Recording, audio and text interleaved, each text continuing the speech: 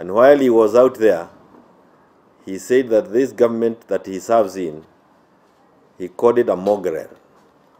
And a mongrel, we have been told, and it has been defined to us, is a dog. Is a type of a dog. But he was happy to travel to the US, to travel to UK, on money that has been paid by this dog. And while he was there, all he did was to talk ill of the government that he serves in. And it gets to a point where you say enough is enough. You have attended cabinet, all the cabinet meetings that have been held in this country. He has been invited. In fact, some of the meetings he did chair. And remember also that he is the chairman of the IBEC, and that is the Intergovernmental Budget and Economic Council, a very important organ because it deals with allocation of funds to the counties.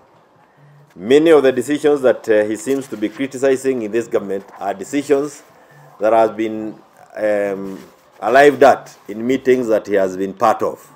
And in any case, there is the doctrine of collective responsibility.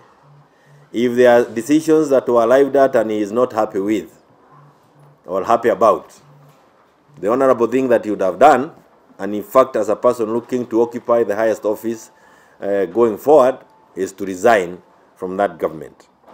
Anytime you purport to serve two masters, you will be lying to one master. And this deputy president has turned out to be one of the best liars this country has produced in the recent past. And it is, he is aware, he took an oath to abide by the provisions of the Constitution. If he is so unhappy with the things that are happening in the government, he should resign. And that is provided for in the Constitution. If I don't want to doubt his mental capacity, but that is also one of the grounds that is available in the Constitution for you to resign.